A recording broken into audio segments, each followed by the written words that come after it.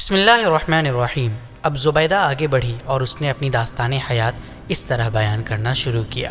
اے امیر المومنین، یہ دونوں کتیاں میری سگی بہنیں ہیں۔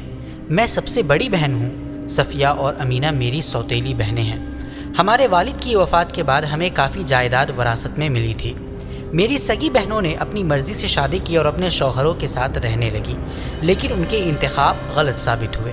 تھوڑے ہی عرصے میں ان کا پیسہ ختم ہو گیا اور ان کے شوہروں نے انہیں اپنے گھروں سے نکال دیا۔ وہ بربادی کی حالت میں میرے پاس آئیں اور میں نے انہیں کھلے دل سے قبول کر لیا اور انہیں ہر ممکن تسلی دینے کی کوشش کی۔ ابھی 1 سال بھی نہیں گزرا تھا کہ انہوں نے دوبارہ شادی کی خواہش ظاہر کی۔ میں نے کہا، پہلی شادی سے آپ کو کیا فائدہ ہوا کہ دوبارہ شادی کرنا چاہتی ہیں؟ کچھ دن صبر کر لیں، میں وقت پر آپ کی شادی کا انتظام کروں گی۔ لیکن میری بہنوں نے اصرار کیا اور بالآخر اپنی مرضی سے دوبارہ شادی کر ہی لی۔ چند دنوں کے بعد وہ پھر پریشانی کی حالت میں واپس آئیں۔ میں نے بہتر سمجھا کہ انہیں ڈانٹوں، لیکن پھر محبت سے انہیں دوبارہ قبول کر لیا۔ چند ماہ گزرے اور ہم نے تجارت کرنے کا فیصلہ کیا۔ ہم نے مناسب مال خریدا اور بصرہ کی طرف روانہ ہو گئے۔ بدقسمتی سے ہمارا جہاز راستہ بھول گیا اور ہم ایک غیر آباد جزیرے کے قریب جا پہنچے۔ کپتان جزیرے کی تفتیش کے لیے اتر گیا اور کچھ دیر بعد واپس آیا۔ کہنے لگا کہ یہاں عجائبات ہیں جو خدا کی طاقت کو ظاہر کرتے ہیں۔ ہم سب اتر گئے اور تحقیقات کرنا شروع کر دیا۔ میری بہنیں ایک سمت میں گئیں اور میں دوسری سمت میں۔ ایسا لگتا تھا کہ وہاں پوری ایک آبادی تھی۔ خوبصورت مکانات، عظیم بازار، باغات اور نہریں، سڑکوں پر ہزاروں لوگ نظر آ رہے تھے، لیکن سب کے سب پتھر بنے ہوئے غیر متحرک تھے۔ میں حیرانی کی حالت میں آگے بڑھتی رہی۔ تھوڑی دور جانے کے بعد میں نے ایک گھر سے انسانی آواز سنی۔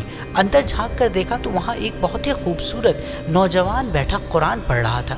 جب میں اندر گئی اور اسے سلام کیا تو میرے دل میں ایک عجیب سی کیفیت پیدا ہوئی جس کا بیان کرنا میرے لیے شرمندگی کی بات ہے، لیکن چونکہ مجھے آپ کی خدمت میں تمام حقائق پیش کرنے ہیں، اس لیے مجبوراً کہنا پڑ رہا ہے کہ اس نوجوان کو دیکھ کر میں اس کی محبت میں ہی مبتلا ہو گئی۔ جب میں نے اسے سلام کیا اور قریب گئی تو وہ کھڑا ہو گیا اور کہا، اللہ کا شکر ہے، آج ایک طویل عرصے کے بعد میں نے اپنے جیسے کسی کو دیکھا ہے۔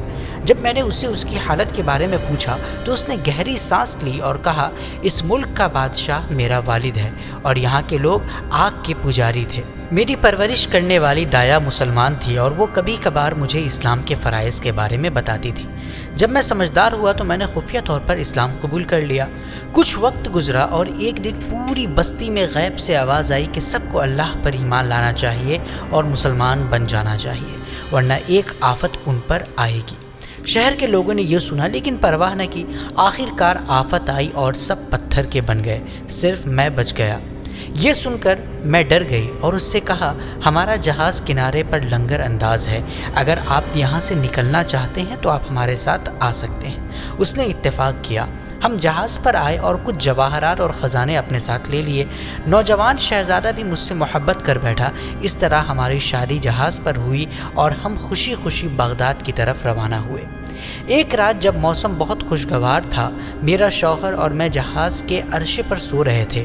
اس وقت میری دونوں بہنوں نے ہمیں سمندر میں پھینک دیا۔ میرا شوہر فوراً ڈوب گیا، لیکن میں ایک تختے پر صبح تک تیرتی رہی۔ آخرکار لہروں نے مجھے ایک جزیرے کے کنارے پہنچا دیا۔ میں نے اللہ کا شکر ادا کیا اور کنارے پر آ کر کچھ جنگلی پھل کھائے اور ایک درخت کے نیچے آرام کرنے کے لیے بیٹھ گئی۔ میں تقریباً سونے ہی والی تھی کہ مجھے ایک زوردار پھنکار سنائی دی۔ اوپر دیکھنے پر ایک سانپ منہ کھولے دوڑ رہا تھا اور اس کے پیچھے ایک اژدہا تھا۔ خوف زدہ ہو کر میں اٹھی اور ایک بڑا پتھر اٹھایا۔ جب سانپ میرے قریب سے گزرا تو میں نے پتھر اس پر پھینکا جو اژدہے کے سر پر لگا اور اسے کچل دیا۔ سانپ نے مجھے دیکھا اور پھر اچانک اڑ گیا۔ یہ دیکھ کر میں بہت پریشان ہو گئی، لیکن میں کیا کر سکتی تھی؟ میں ایک ایسی حالت میں تھی جہاں نہ جا سکوں نہ رک سکوں، لاچار تھی۔ میں نے ایک صاف پتھر تلاش کیا اور اس پر لیٹ گئی۔ اپنی پریشانی کے باوجود میں کسی طرح سو گئی۔ جب میں جاگی تو میں نے ایک خوبصورت عورت کو 2 کتیوں کے ساتھ بیٹھا ہوا دیکھا۔ اسے دیکھ کر میں ڈر گئی، لیکن وہ میرے قریب آئی اور کہا، پریشان نہ ہو، میں دوست ہوں، دشمن نہیں۔ در حقیقت میں انسان نہیں بلکہ ایک پری ہوں. ابھی کچھ دیر پہلے آپ نے میری جان بچائی. میں نے پوچھا آپ کی جان کب اور کیسے بچائی؟ وہ مسکرائی اور جواب دیا جو سانپ آپ کی طرف بھاگ رہا تھا وہ حقیقت میں تھی، اور یہ اژدہا جو یہاں مردہ پڑا ہے ایک دیو تھا جو مجھے پکڑنا چاہتا تھا. اللہ نے اس لمحے آپ کو میری مدد کے لیے بھیجا اور آپ نے اس منحوس مخلوق کو تباہ کر دیا.